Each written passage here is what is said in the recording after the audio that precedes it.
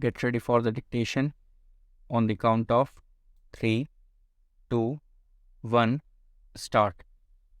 Sir, I beg to move that the bill to provide for the payment of equal remuneration to men and women workers and for the prevention of discrimination on the ground of sex against women in the matter of employment and for matters connected therewith or incidental thereto be taken into consideration.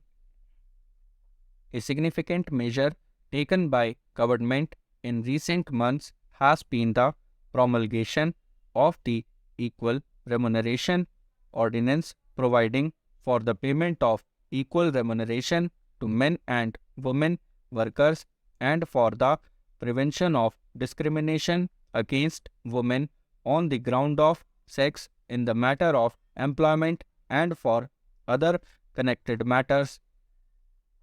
This measure is significant not only because it coincides with the International Women's Year and brings us fully in line with accepted international standards, but also because it brings immediate relief to millions of our women folk employed or seeking employment, as most of these women belong to the weaker sections of the community and are largely employed in agriculture and unorganized sector of industry.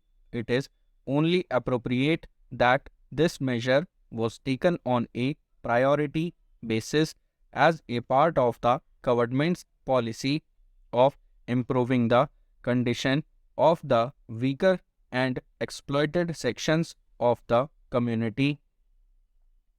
Although we in India have always held our women in high regard and given them a position of importance in society, their contribution to the economic life of the community has been fully appreciated, but a radical change in attitudes has been brought about by the nation's struggle for independence.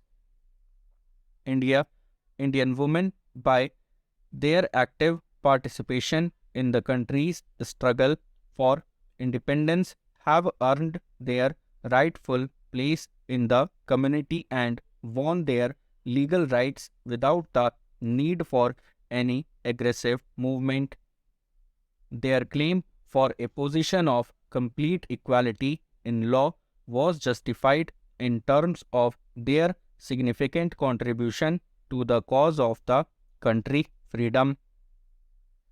It was fully recognized by the founding fathers of the Indian Republic.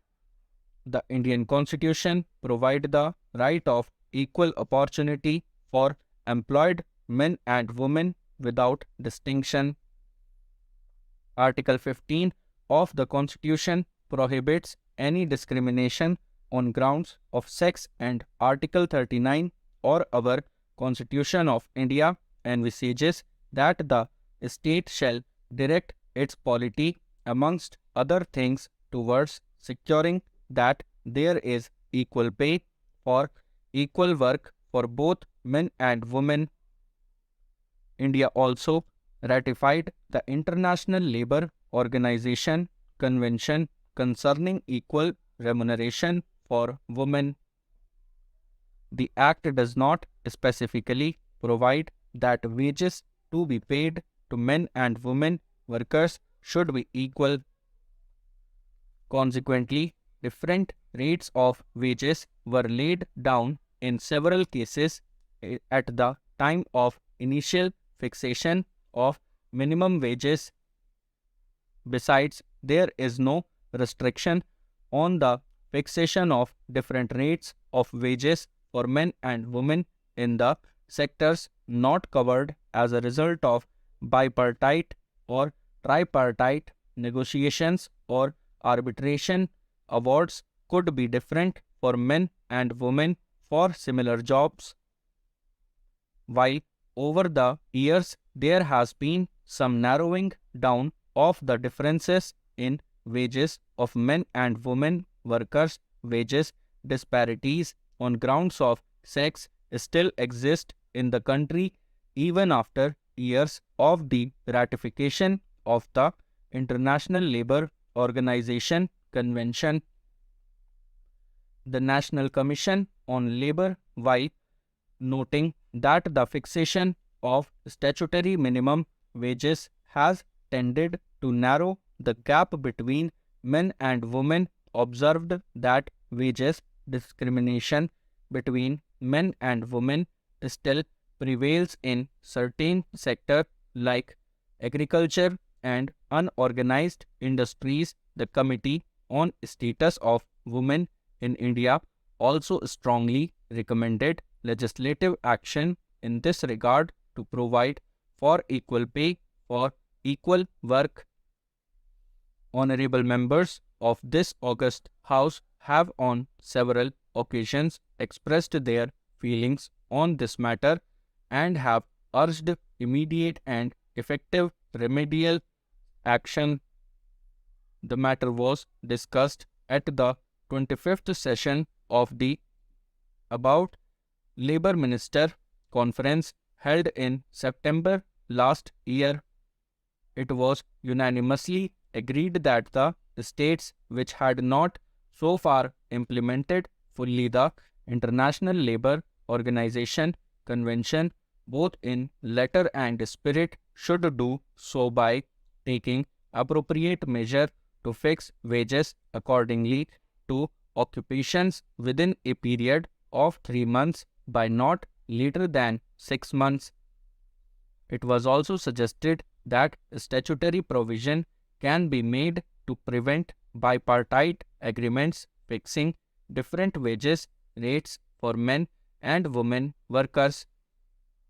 To give effect to the constitutional provision as well as ensure stricter conformity to the International Labour Organization Convention, the Equal Remuneration Ordinance was promulgated by the President. It was much needed and overdue measure designed to benefit a large number of women labor, and it was felt that any delay in promulgating the ordinance would affect adversely the interests of women workers. It was also felt that it will be in the fitness of things to bring forward this measure to implement the provision of the Constitution in the year 2012, which was being celebrated as the International Labour Year. It is proposed to replace the ordinance by an Act of Parliament.